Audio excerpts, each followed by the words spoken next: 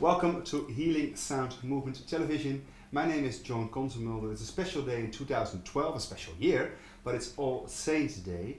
And we have a very special guest coming all over from the USA, and a Native American, we might say, a healer, a shaman, from the Indigenous people with a lot of wisdom, sacred wisdom, you might say. Robin, and now comes the difficult part, Tekwelus Youngblood. I call her Robin Youngblood, but it's a middle name, but she can pronounce it better. So welcome to this show. I hope I can say Robin now. Welcome to this show, Robin. Thank you. How was the middle name? We skipped that part. We're going to cut it in the editing. Before we start talking, as people can probably see by now, there's a lot of sacred instruments for, I guess, you being a shaman and a healer, ceremonies, initiations, and activations. So you want to start off with a song, right? I would love to. Okay, let's listen to that. This song is a song for healing Mother Earth. And I'm not going to sing the whole thing because it's very technical, but I will just do the introduction to it. So.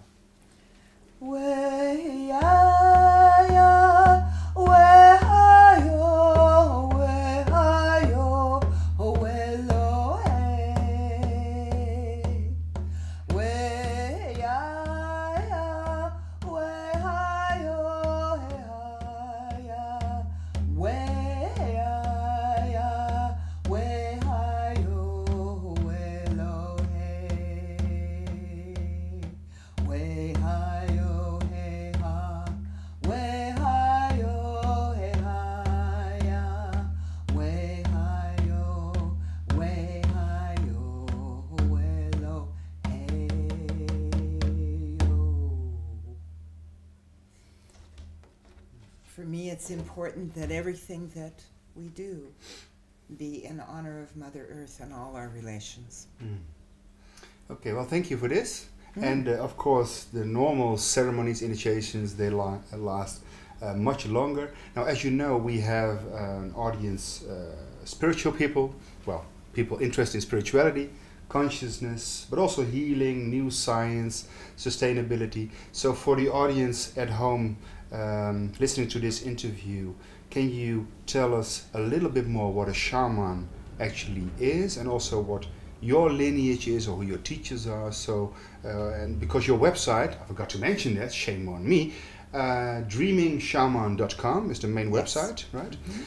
So what is a shaman? What is a dreaming shaman? And tell us a little bit more about your background, your work. Okay, thank you very much.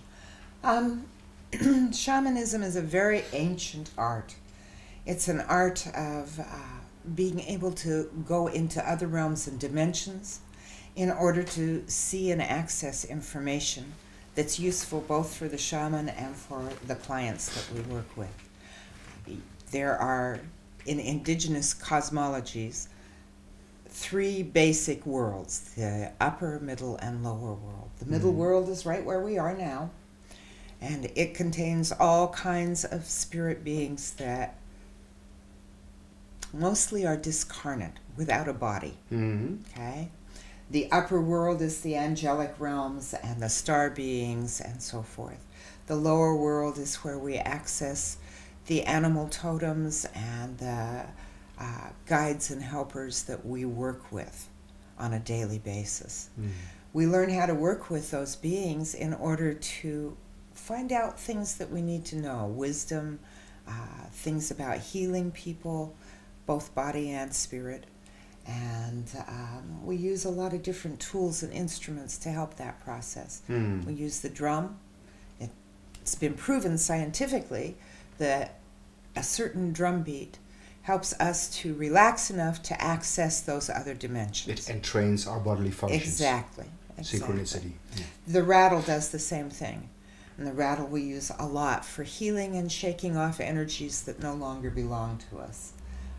We use the feathers to cleanse the aura and to work with the energetics of the spiritual bodies, not the physical bodies. But when we work with all those things together, we can affect physical change as well as the spiritual, mental, and emotional. Mm. How can you envision that people who cannot see into the other dimensions, well, I wouldn't say are having trouble with someone telling about the unseen worlds, the other dimensions, but I can imagine that if someone cannot see what happens with sound as a carrier wave of consciousness or some activation changing the energetics, so can you explain a little bit more about how these energetics work? I wouldn't call it the scientific working principles, but as if we can see through your eyes how the other dimensions and energies work and how we can work with them. Mm. I'll try. That's a big order. Yes. Yes, I don't do small orders. No, I didn't tell you beforehand. I'm sorry. Yeah. I actually can see, sense, hear, and often feel those other dimensions. Yes. So when I work with someone, I will look. Mm. I will give them some of the information. Depending on how open they are to the whole process, sure, we can often go deeper from that point, because as I give them information and they resonate with that information, then they tend to open up more, which gives them more access, and we begin to work together. It's kind of a dance. Mm. Yeah? Cosmic dance. Yes, exactly. These tools help too, because the vibratory rate of all those tools, whether it's the flute, the rattle, the drum, the voice, they all open different dimensions within the body. The true resonance. Yes. Mm-hmm. Yeah. The chakra system, all the different energetic systems of the body. Mm-hmm. And how come that sound is such a powerful tool to go to the other dimension, the other realm, so to speak? You know, the Bible says the Word was made flesh. In the beginning there was sound. First thing, yes. And actually, if you go back to the original Aramaic, it was the sound was made flesh. There were no words then, right? So the sound current is one of the most important things we can use in our lives to balance, to tone our bodies, all our bodies, the physical and the emotional, the spiritual, and all the other things that are going on in us.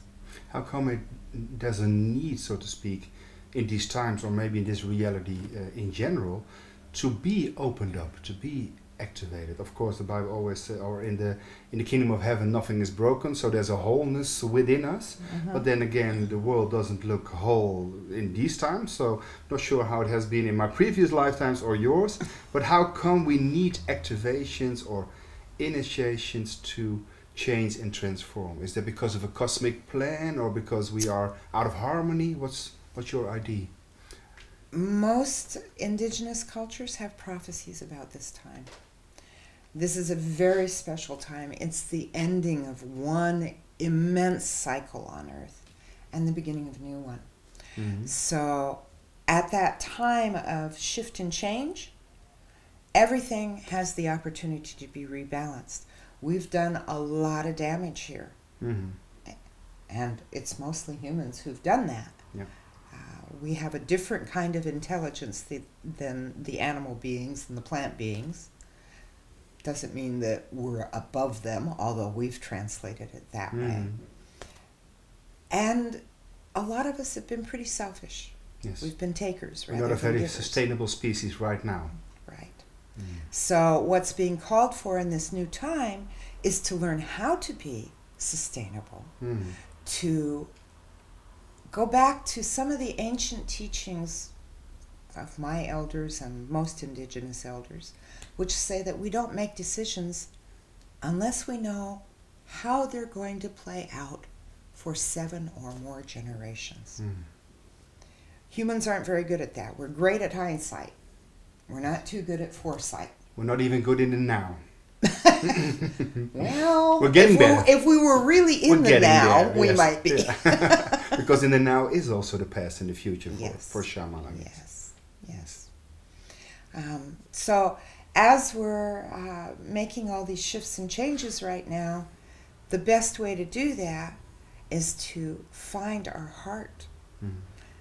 One of our medicine men, Black Elk, said that the longest distance in the world is the 18 inches between the head and the heart. Mm. And I can affirm to that. Please go on. We're a species that has developed immense technologies. We use our brains very well, but we often don't connect them with our heart. If we did, we'd make entirely different decisions. Different ethics. Yes. And morality. Exactly. A whole different value system. And that's part of what I'm here in Holland to share right now. The workshops that I'm going to be doing are fundamental values and principles for holding community. We probably all know that in our societies, just the basic fundamentals of relationship have been pretty disintegrated over the last century or so. And the connection in general. Yes. And connection has to be held in a very special way in order for it to stay. Can you explain what way? Well, that's what the workshops I'm going to do are about. I can give the principles and the way to hold the circle together. When we come together in circle in our modern culture, there's always personality conflicts, different visions that are trying to blend together. Spiritual ego. Spiritual also ego. there. Arrogance. Yes. And when we meet those places, we don't know what to do to move through that. So a community will come together, they'll try to do the dance, they're building things, they're putting their vision together, and all of a sudden, boom. And instead of knowing how to work through that, it falls apart. Yes. Well, we can't afford that if we're going to repair and heal what's been damaged and bring ourselves to a new level of equanimity and ability to co-create. So that's part of what I'm here to share, and part of it is the fundamentals of co-creation and how we do that. Who is it that we need? When we have a vision, something that we want to co-create, who do we bring together to create that vision? And what skills and abilities, what do we each bring to the table? How do we want to form that? All of that. So that's part of the co-creation. But is there like a secret technique of connection or heartfelt emotions? Oh, there's all kinds of them. But to reach that superordinate goal, that we don't fall apart as a group, but become more than the whole is more than the part, so to speak. Sure. And I'm going to share a lot of that too. It's sound. She's not going to do the workshop right now. That's what no, she's telling I'm not. me. So this is an interview, John. But go on. Yeah. There's sound. There's movement. There's deep heart connection. It's such a simple thing as hugging heart to heart. Yes. Left side to left side. Yes. Is very effective. It's very opening. There are techniques with the chakra system to open all the chakras in a way that holds the balance between two people. There's breath work. There's all kinds of methods out there. And a lot of us know some of those methods already. Yes. When we start bringing those together, it becomes a hologram. Yeah. But isn't reality in itself like an holographic Yeah, illusion, but then a very persistent one? Yes, but we don't really understand. We don't understand that it is like that. Yeah. But a shaman does. Most shamans do, right? Yes. So. And I use the fundamental of the medicine wheel. Yes. Which is a teaching that comes through our Native American people, but not only them. There are ancient medicine wheels all over the earth. There's one in Belarus that I know of. I'm called to go to the Pyrenees, I hope this next year. There's a 2,000-year-old medicine wheel there that the people don't know how to use. So going to activate these places, they're all portals to other realms and dimensions as well. And there are some basic teachings about the medicine wheel that talk about the directions of the medicine wheel, east being the place of new beginnings, south being the place of life, passion, and purpose, west being the place of healing, north being the place of ancestral wisdom and DNA activation, and above, below, and center, it too is a hologram. Yeah. And when we really understand how to use all those things, it changes our lives in a really big way. Do sacred places help? And by which I mean, if we have the power to co-create and use intention and coherence and connection to create what the shaman might call sacred space, you change the conditions, the energetic conditions of a space. It's different silence before an activation than afterwards, right? It's more enriched. Oh, totally. But do we need those sacred spaces to become like a portal to do that, or can we do it anywhere, everywhere? Everywhere can be a sacred space. Yes, become a sacred space. Yes, otherwise. Absolutely. In one way, everything already is sacred. Yes, sure. So the activation is more about activating ourselves Attunement. to be in attunement, in alignment with whatever's happening in a particular space. Yeah. I hear a lot about power spots around the world, and there definitely are vortexes and vortices all around the world. And those have been activated and maintained by the indigenous people of those areas. They'll go dormant after a while if people forget how to use them. And then we have to reactivate them. At the same time, you can create a vortex in your bedroom if you want to. Or right here. We did, but the whole bed got gulfed into a black hole, so we changed that system. It didn't work for us. But try a vortex next time. Now, is this the situation the Hermetic philosophy is saying, as above, so below, so within, so without? So we have cosmic attunement. But my question is, in fact, are we the ones we've been waiting for, like the Hopi prophecy said? Or do we get some extraterrestrial guidance, cosmic guidance? So is it a as above, so below, so within, so without? Both by communication highway, or are we the ones that do need to do the work now? Is it yes or no, or is it both? What's your opinion? Don't give me chocolate or vanilla. I'm always going to choose both. And I believe that. I should have given you two bad tastes. I'm curious what you would choose. I do believe it's both. I believe we have star beings helping us. Yes. I believe we have angelic beings helping us. We have helpers in the animal and plant kingdoms. The devas, sort of how they call Absolutely. And the plants and animals themselves. Yeah. This sacred sage that's here on the table, the cedar, sage is used for cleansing. Cedar is used for healing. Sweetgrass, tobacco, corn, all those things are sacred plants. And they each have a function for us. They're meant to. How come there's this inherent wisdom? I mean, this is a very deep question, of course, but do we call it a cosmic intelligence, a God? What do you think is the intelligence that's inherent in nature, which we do not copy enough, is my opinion, the workings of nature? Another simple question, I know. I believe there has to be some kind of cosmic intelligence. The order in this universe is too incredible to be totally random. Yes. At the same time, I also believe in evolution. Yes. And that we are in that process right now. Of spiritual evolution and growth. Exactly. And, you know, these new children who are coming in, the violet ray children, the indigos, the crystal children, they're coming in knowing things that our generation forgot.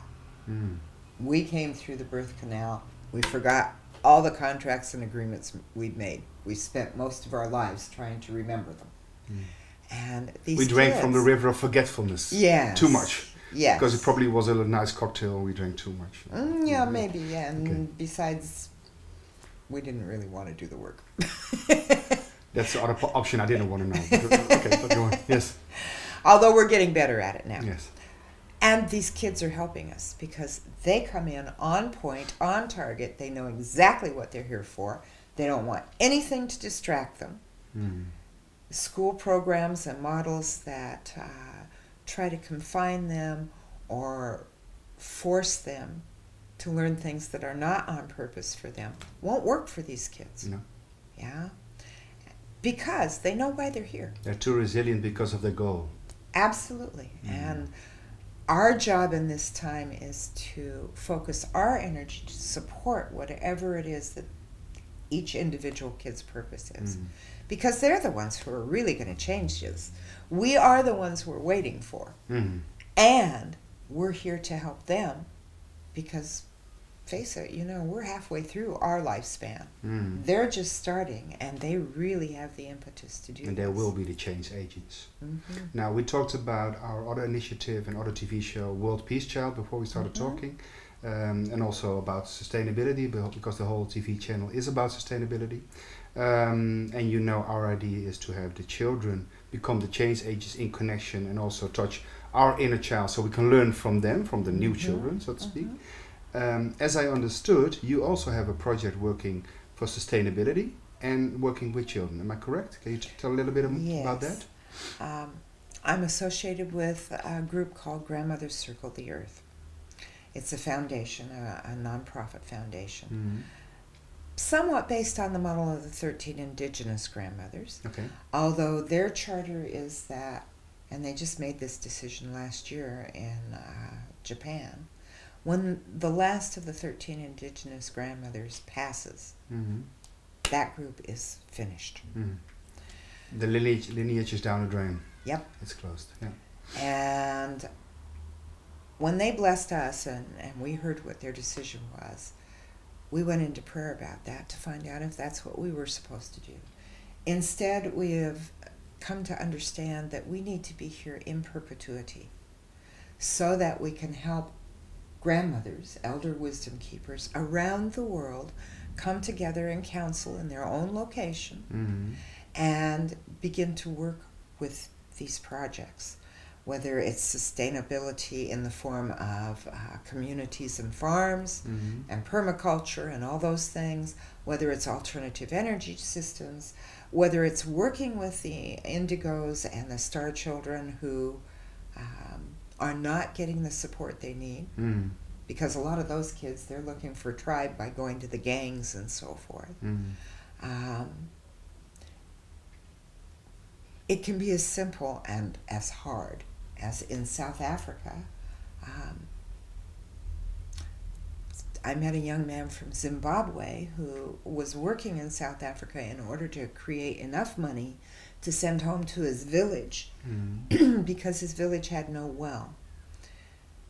There's been a big drought over there, and their tribe has 70 head of cattle that they've had to walk 50 kilometers each way every day to the nearest watering hole. Mm-hmm. And they have no money to dig a well. They actually hand dug one down to about 40 or 50 feet and ran into bedrock. Without a drill, they can't get any further. Yeah. If the grandmothers come together in that location and start working on this issue, they can spread the word. As a group, Mm-hmm. they have much more power than anyone individual does. And our grandmothers group can help them to find where the resources are Sure. to help that. So that's what we're doing. And my hope is that at least a little bit while I'm here this time, Mm-hmm. I can start talking to the women who might want to form a grandmother's circle here in Holland. Yes. Mhm. To become more than just the parts, the whole is even much larger than that. Yes.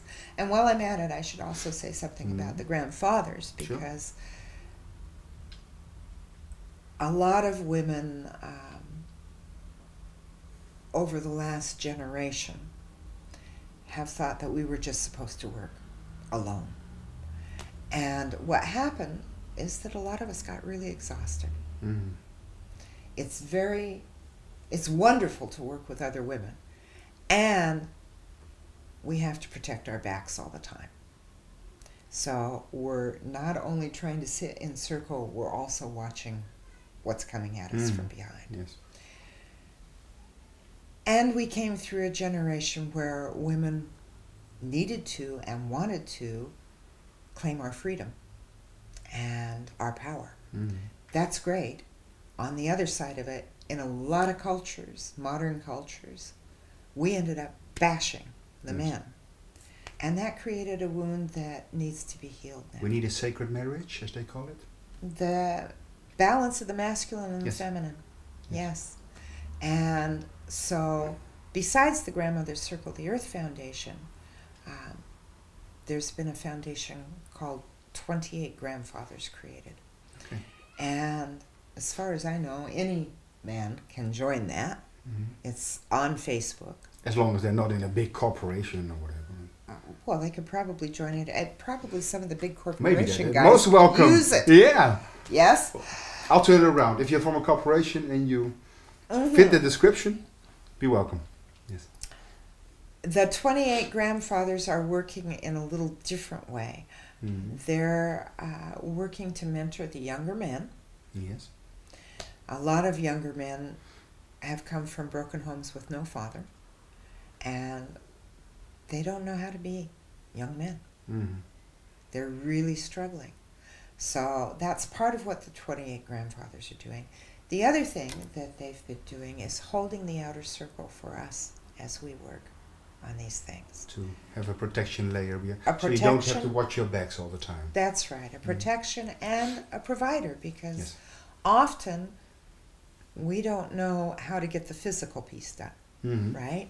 So we're working together with our wonderful men in the 28 Grandfathers to co-create what needs to happen in the physical world. What needs to happen in the physical world? A lot. But what are your ideas? What are the main problems? What could be the solutions? I really think community, forming communities Mhm. again, whether it's physical land-based communities or neighborhoods like this where everybody comes together. But small local groups, but in a bigger connection? I think those groups start to become circles overlapping circles Okay. around the world. Yes. You know, we're in a time of instant communication. Look what we're doing right here. Mm. Okay. One of the experiences I've had this past couple of years as I've been traveling is that I'll go to a group who tells me, well, we need blah, blah, blah. Okay, you don't need to reinvent the wheel. I know a community over here in Maui that's already doing that. They have the technology. Let's put you together. Mm. And they can mentor this group. Yes. This group may have a piece that the group in Maui doesn't have, or some other community doesn't have. Mm. They can mentor them. We can connect these dots around the world so that we're all basically working in the same alignments. Mm. Mm-hmm. Now, one question that comes up in my mind is a strange one. You like this one. Do shamans or the indigenous elders have a feeling about economics? I know this is a crazy question, but you know why I'm asking? My feeling is that the money system, especially the money as debt system, the interest, is prohibiting us in a way, a little bit like a blockage, to really share and become more than the parts as a whole, because we still have to pay the rents and still have to charge money for this and this, while if it would be an energetic barter system with no problem taking care of your basic needs, it would sure help out a lot. So I'm quite sure that shamans don't talk about economics a yes, lot. we do. Ah, that is a good question. So what's your view, or what's the main viewpoints? Actually, we've been having this discussion a lot because a lot of us are traveling the world right now. Yeah, sure. You live in 3D world. Yeah. And as you know, when I was here in June, I was called and it was almost demanded of me to go to South Africa. And I had no idea how to get there. Yeah. And the people of the Netherlands supported that. Yep. And made it possible for me to go. Yes. So money is, my teacher Beaver Chief told me years ago, they call it currency for a reason. It is a current of energy. Currency, yeah. Just like sound and color and movement. Yes. And it has to move. It should flow, but it's also based on reciprocity. Of course. And there has always been some form of money. Okay, whether it was wampum beads or shells or trade, or there's always been some system. You still have this if you need to share. I see you. Yeah, you can have that one. Oh, we don't talk about it. It's too sacred, so no more jokes, John. Go on. There's always been a system of... In the old days, with the shamanic people, what happened is that we all lived in the village. Everybody knew who the shaman was. Yes. If the shaman cured you of a cold, you gave him a pack of tobacco.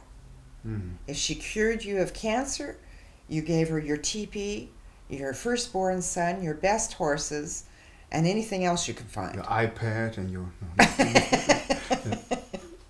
So we need to find equal exchange again. Yes. And it doesn't really matter what it is. The thing that's wrong with the debt system as we have it is the interest and the fact that it's no longer equal exchange. Yes. There cannot be in that system. Yes. The system isn't broke. It was never meant to be correct in that way because it's a bit of a manipulation game going on. Yes. Can we circumvent that?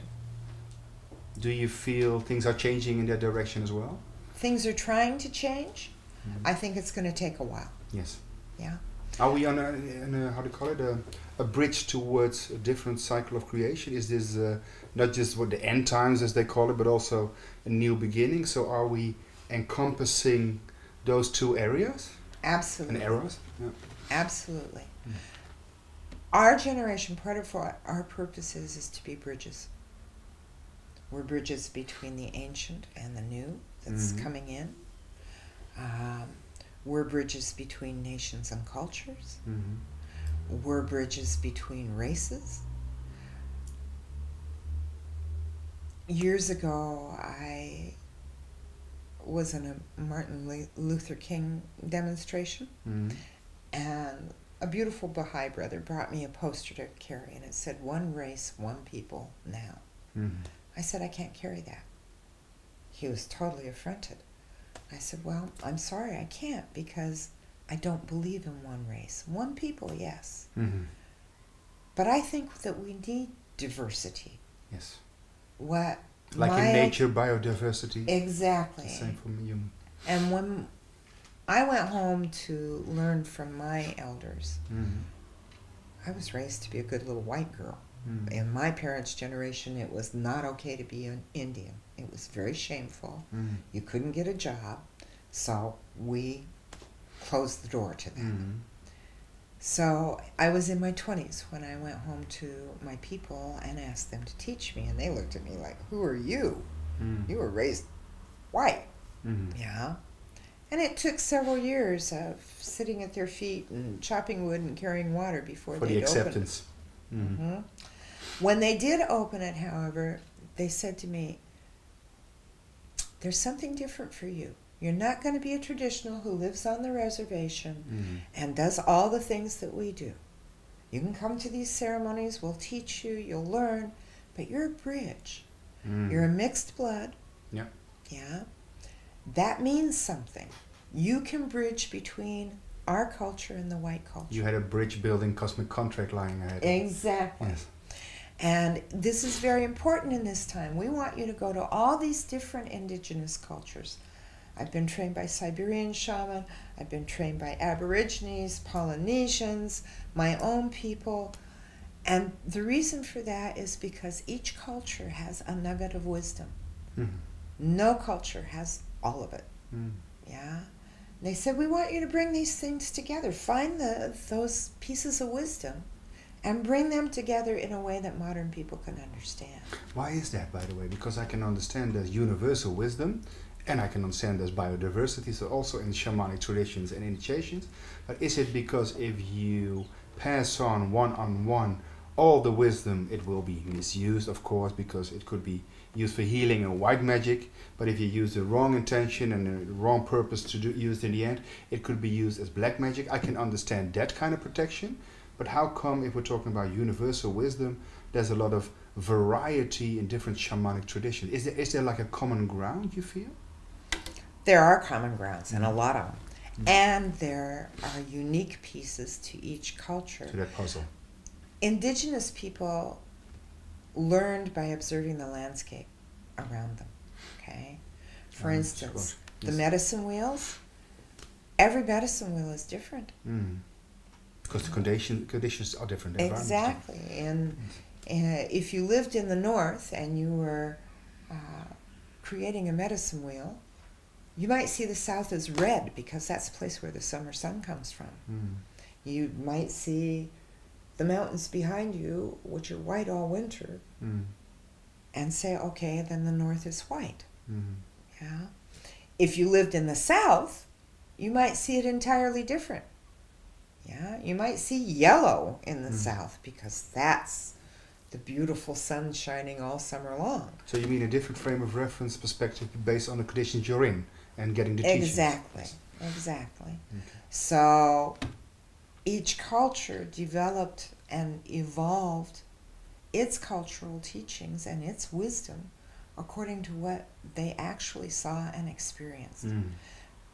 There's that saying about we change the experiment when we're a part of it, right? Yes. Well, we do. The observer effect, yes. So people in the East may have a very different experience than people in the West and may develop a different piece of wisdom associated with the same question that somebody over here might. Yes. Yeah. Part of the puzzle. And what's the whole puzzle? And I mean, this is too deep a question, I know. But my question mainly is, do you feel we have a maybe ancestral background, maybe even have an extraterrestrial background or an angelic background? But my important question, I think, or the important answer might be, for our listeners also, do you feel we have not only a spiritual evolution, but also like a cosmic destiny? What do you think lies ahead for mankind to become? Cosmic man or something else, or maybe going to another planet to learn our lessons over there? What's your view? That's a really interesting question. I also took Barbara Marx Hubbard's Agents of Conscious Evolution in this past year. And Barbara calls this the time of the grand experiment. And she says we're still right on the edge. We can still make ourselves extinct pretty easy. That way or that way? Yeah. During the time that I was taking her training, however, I did a journey. And I met the person who is currently my son as an inheritor several generations ahead.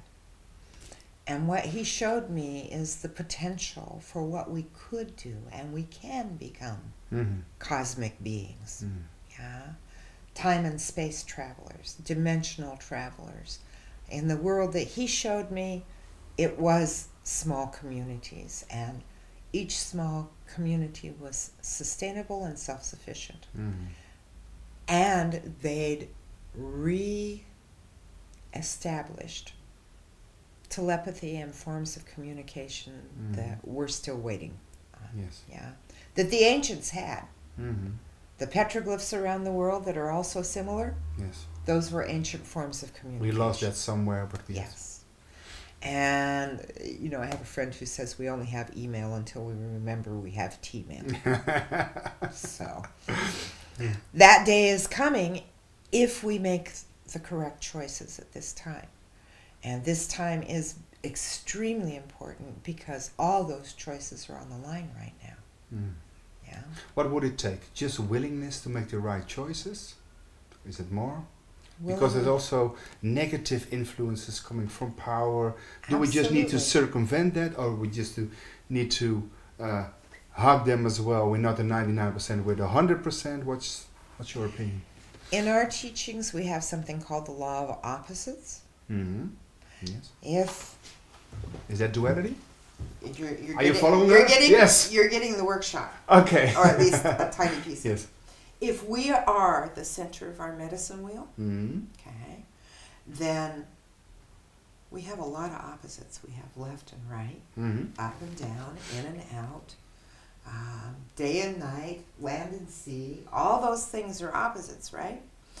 What happens if those opposites aren't holding the circle? The circle implodes. Yeah? So in one way, us and them is necessary. In another way, it doesn't exist. Non-dual consciousness. Because we're all here. Is this non-duality consciousness, as many spiritual teachers talk about? Yes. So occasionally I'll have people say to me, I got rid of my shadow. Excuse me, I certainly hope you didn't. Then we put this lamp on them and we'll see it again. Yes. Yeah. Because it has a function. Exactly. And I mean, would we really even know we exist? The ancients said that if you couldn't see your shadow, you didn't exist. Okay? So, for instance, anger. In our modern culture, we're taught that's bad. Terrible, awful. Do not feel anger, especially if you're a spiritual person. Well, for me, anger is an early warning system. It tells me something's wrong. And it's an expression of something. Yes. Maybe ventilation of something, getting rid of something. Yes. And without that anger, I don't have those systems available to me. Yes. And I can get myself in real trouble that way. Yeah. The activists that we've had over the past half a century have been pretty angry people. Look at what they've done. In America, Martin Luther King changed the entire picture of race in America. Yeah. He did that through spiritual anger. Yes. It's very valuable. I still have a dream, but he was very awake when he was awake. Absolutely. Fear is another one. My first teacher, Martin Heiber, who was Lakota, a medicine man with a Sundance, told me that there are only two things in life, love and fear. And wherever there is great love, all that is fear must reveal itself in order for love to heal it. Okay? If you touch a hot stove and you don't have fear, you're going to go touch it again and get burnt again. Yes. You got to have that awakening system to tell you what's wrong. Okay? And it's only useful for that. Yes. So as we walk through this time, it's not that I think that the statements about no duality are exactly right. Sure. I think there is duality. And polarity. Polarity, and that those things are good, and the job in front of us right now is to find the balance, to understand what those dualities are really about. It's a real homeostasis. Yes. And to really go deeply inside to access what our fears are, what the anger's about, what the grieving is about, accept that, acknowledge it, and begin to work with it in a new and different way. Now, crazy question and a very natural question at the same time. Could that lead to world peace? Because we're talking about a very individual way of bringing about change within yourself, and world peace sounds like a global consciousness phenomenon, but isn't it true that when we start doing this ourselves as an individual, it's the only way to radiate it out as a collective? It's the ripple in the pond, and it's the 100th monkey. Yes. You know that story? Yeah. Yes, with the transference of information without touch. Non-local consciousness in a way. And that's what Barbara's doing. She's planning a big December 21st, 2012 party, Awakening the World, all over the world. There's going to be multiple locations and video streaming and all those kinds of things. Yes. There's one in Chichen Itza and just so many locations I can't even count them.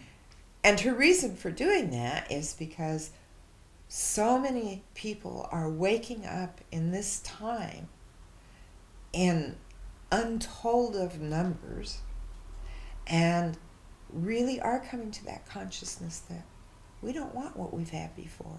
We want something different. Yes, real change. And it has to start right here. Yeah. Yes. This symbol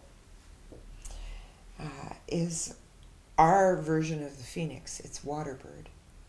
And it's rising from the waters of life. And from the ashes, as the phoenix does in the phoenix from the ashes, this from the waters of life. New creation. Yeah. New creation and the rainbow. The rainbow body also, the light body. Yes. I want to thank you for your time, your precious time.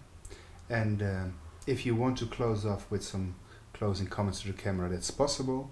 But we also, I'm not sure if the battery is still some minutes, but a song would be on my wish list also. But I have to check if there's still the flute. How about a suggestion. flute? How about a flute? All right. Okay. And let's show it to the camera as well. The beautiful flute with the head. This is my eagle flute. Yes.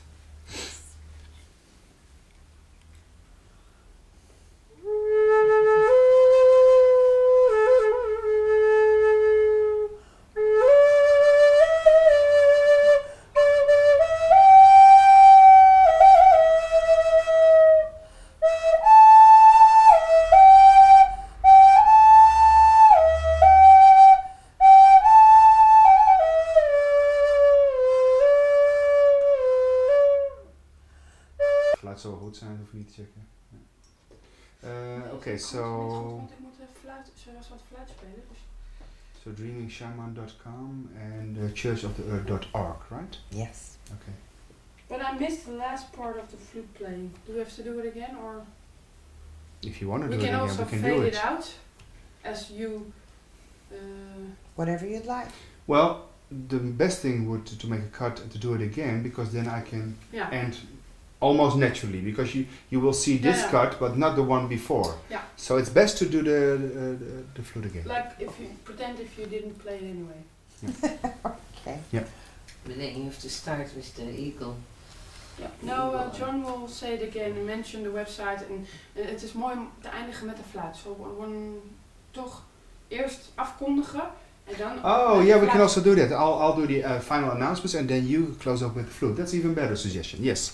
Okay. So wait for my hint. Well, you know when it's. Okay. But then we have to do thank you for your time, blah blah blah. Yeah, first. Ja, dat deed je al net. Dus okay. vandaar dat het. Then you have to put the flute down first. Yeah. Flute back. Yeah, but she's not in the. No, but TV logistics. Come on, let me think about that. All right. Okay. Just do it. So Robin, thanks so much for your heartfelt time and your message to share to the world. Thank you for that. For our audience, our TV shows you can check on HealingSoundMovement.com.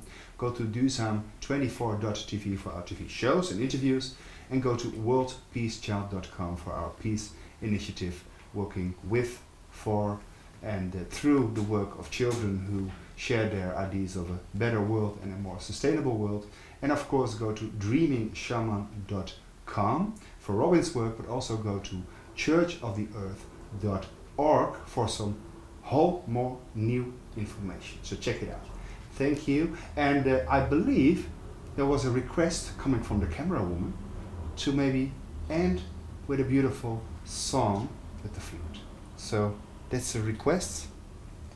One other thing I'd like to mention, if Yes. I can, really quickly. Sure. If people are wanting to come to the workshops while I'm here, Yes. they should contact Rosaline Strating Yes. at hotmail.com. Okay. She's organizing everything. We'll also put that in the screen. Wonderful. So are you willing to fulfill the request? Absolutely. And you were asking about this flute. She's an eagle. And she was made by a Sundance brother of mine named Miguel Medina, who's the only one I will let make flutes for me now. Okay.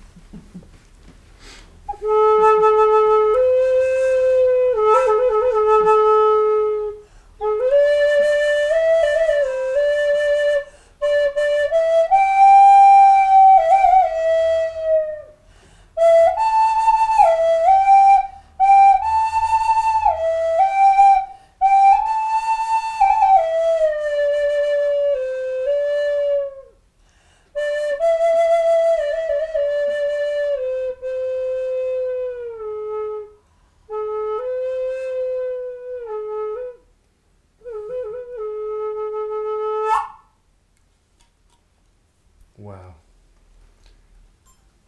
I tried to check if the eagle would look more nice to me after playing, but it changes. It didn't change the posture. It's the same. Thank you for your time. Thank you. Thank you.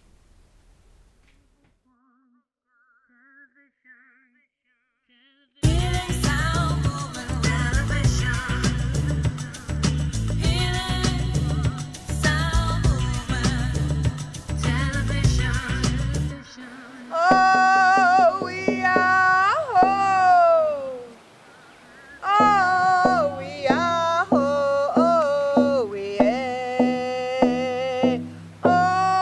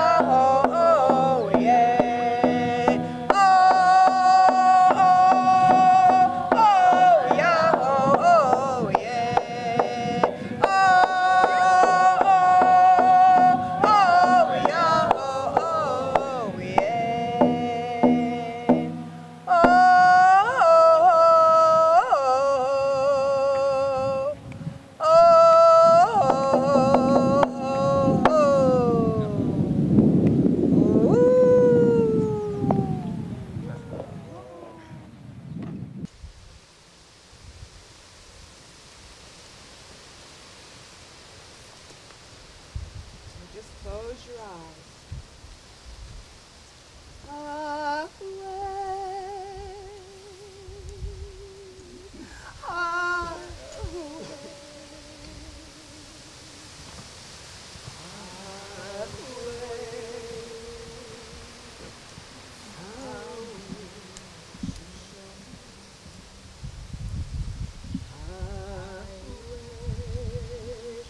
Away.